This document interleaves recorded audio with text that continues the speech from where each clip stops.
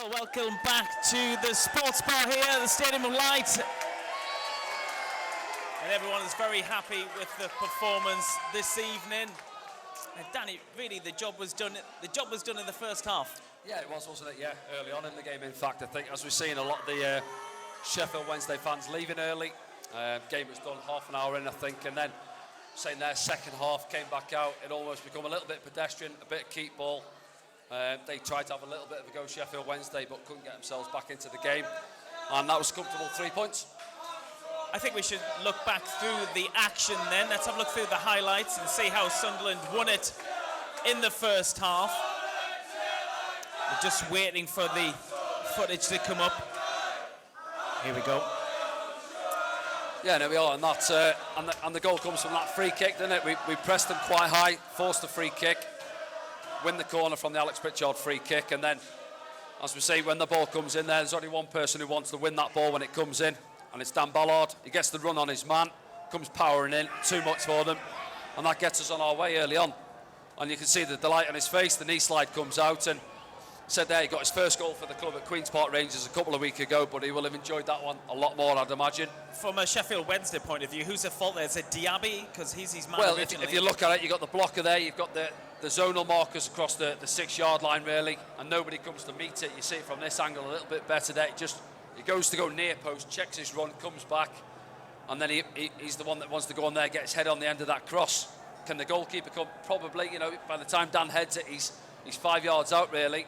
I think it's Patterson, isn't it? Dips his head in there as well, gets clattered by Dan Ballard, but yeah, Dan wants to go in there. He wants to go in and win that ball, and then not long after we get the second, and say Sheffield Wednesday caught on the ball. Lovely switch of play. I think it's Mason Burstow out to Jack Clark. He's got 10-15 yards to run at his man.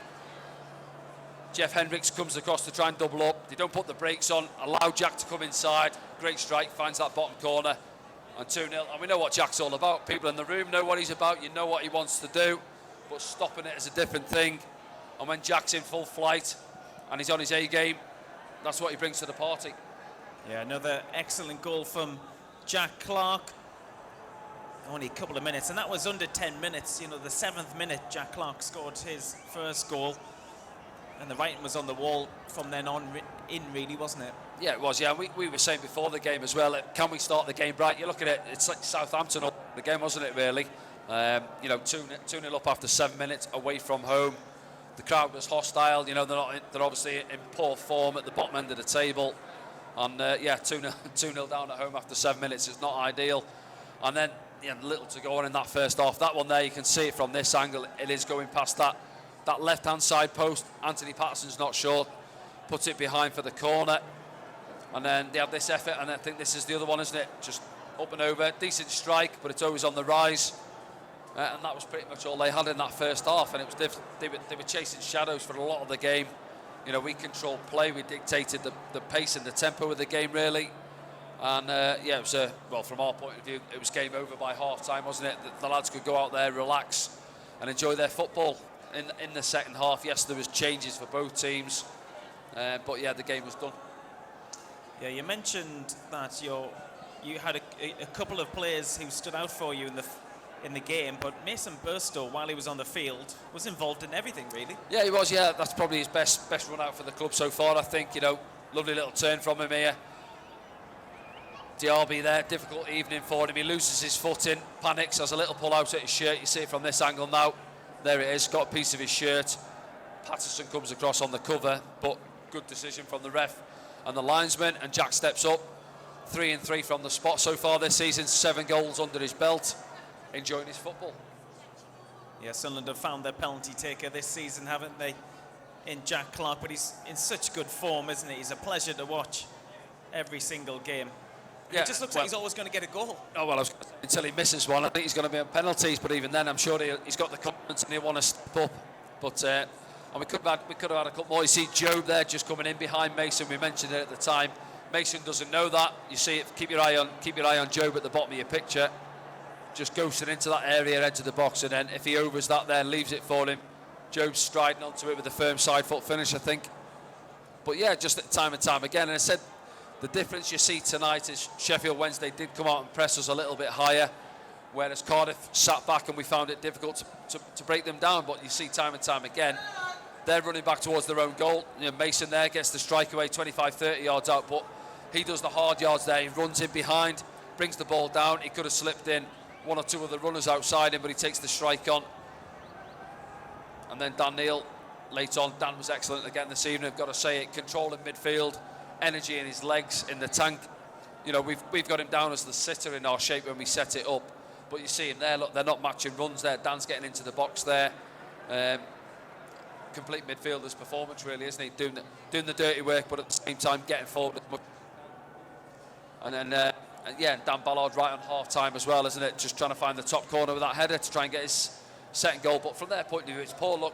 They got the zonal markers, but not one of them, you know, makes that little 5-yard run to come and challenge. It's a loopy corner to the back post, but not a challenge on him, and that can't happen when you're at the wrong end of the table. If you're getting out footballed, you shouldn't be getting out muscled or outrun, and that's what they were as well tonight. That was that touch from Patrick Roberts. I hope everyone in the room here at the sports bar enjoyed that as much as I did in commentary. He just pulls it out the sky. Watch this from Roberts. Great touch, isn't it, from Patrick? We know he's got it in his locker. Good first touch on the volley, chops inside. Unfortunately for Patrick, the strike didn't match it, but he enjoyed it, and he enjoyed being back out there tonight, getting another start under his belt. Lovely touch from Patrick Roberts. He's involved a lot. He's obviously his first start as well since his injury. Yeah, and has he done enough to keep his place? Yeah, well, I think so. Again, that's up to Tony Mowbray. They'll assess it with him as well. I think it was 65 minutes or so, wasn't it? And you know, he's full on. He's high intensity, Patrick, when he's out there. See straight into the second half now, getting on the ball, trying to get us going down the right hand side. And then Sheffield Wednesday, they had a little 5-minute spell where they were trying to get themselves back into the game. And that man, Callum Patterson, found himself all over the pitch. Yeah, he was, wasn't he? Right back, left wing. He was in different areas of the pitch. A mixed evening for him as well. And here's another one. I think Anthony Patterson makes a save off this one. Decent strike on the half volley with his left foot. And he didn't have too many saves to make this evening, Anthony Patterson, but that one there just palms it away. But look at it defending as well. Look at the 2 or 3 getting back, trying to keep that clean sheet. That Ballard back there. 3 on the line at the end there. 1 or 2 others back there helping out. They want that clean sheet. And then Job looking for one in that bottom corner. He always comes close if he doesn't score. He does, yeah, because I was thinking actually prior to that, he's been quiet in terms of having his opportunities tonight, Job, and that one there came close. And the run across the pitch.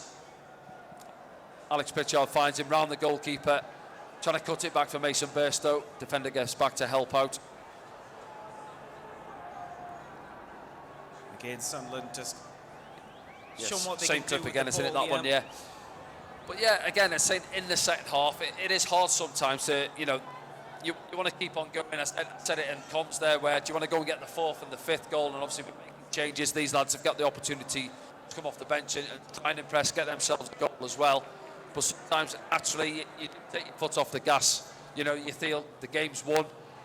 We're having a little bit of keep ball. We probably had about 400 passes on our own half in the It's a close one. I think half. He might have been played that was close. That the man who's put his hand up on the far side there, it looked really tight. We'll see it back from this angle now. Again, you look at the defender on the far side. Oh, it's tight, isn't it? Linesman side as well. Flag goes up though, gives them the benefit of the doubt. And then another save for Anthony Patterson. This one, point blank, isn't it? Off his chest, I think, or his right arm. George Byers with the header. You said it, yeah. It almost hits him, doesn't it? But he's getting himself in the right place there, shuffling across his line. And then last one right at the death, wasn't it? Strike away, slices it, and wide of the goal. So, yeah, you see from the highlights, I think damage was done early on in the game, wasn't it? And then after that, they had a little bit of a go in the second half, but damage was done. And a comfortable 3 points for us. Let's see what that does to the league table then. And there we go. Sunderland have played 9, of course, moved to 4th in the division. 16 points. Have the weekend off now. Well, we keep saying it, don't you? When you look at the table, we're at that stage now. You come up to 9-10 games on the board there, and it's taking shape. Preston got a little cushion there above us, aren't they, with their game in hand as well. And those 2 teams at the top of the table. Credit to Ipswich, as we mentioned before the game, coming up last season, and they've carried on where they left off last season. But yeah, fantastic to see. Sat 4th in the table on a Friday night. Yes, it's very excitable inside the sports bar this evening, as you would expect. A few people behind us here still enjoying their evening. I think we're going to have a look at some thoughts now on hashtag Ask Danny to see what you've been seeing around the world. Let's have a look at the first one. It's Billy. He says, if we have to improve in one position, which would it be, Danny? Oof. Well, say improve as such, but obviously we've brought players in that position, but you want to see your strikers scoring goals as well, don't you? Obviously, Jack's getting goals coming in off that left-hand side. You're getting other players chipping in. Dan Neal's got himself a couple, Pierre Equa. Your midfielders, Job's got himself a couple of goals as well. Dan Ballard's got a couple. So we are chipping in different areas of the pitch, but you want your strikers scoring goals.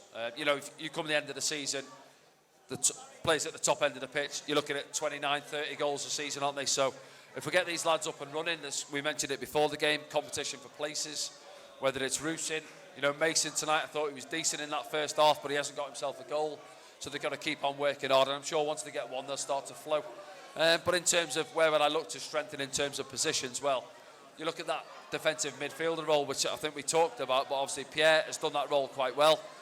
Dan Neal's in there, who's doing an excellent job, although he gets forward as well.